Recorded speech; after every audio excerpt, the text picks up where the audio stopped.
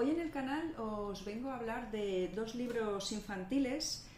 cuyos protagonistas son todos gatos, que están ilustrados por Piluca Soriano, que se trata de Miau Oficios, donde nos hablan de diferentes oficios con los personajes muy gatunos. Y luego está El árbol de los gatos, donde nos hablan de diferentes familias que viven, de gatos que viven en un árbol, en este caso ilustrado por Piluca Soriano y Carla Carreres. Son libros que ha editado Loto Azul, unos libros muy simpáticos para niños entre 4 y 6 años que quiero que conozcáis y hoy os lo presento en el canal.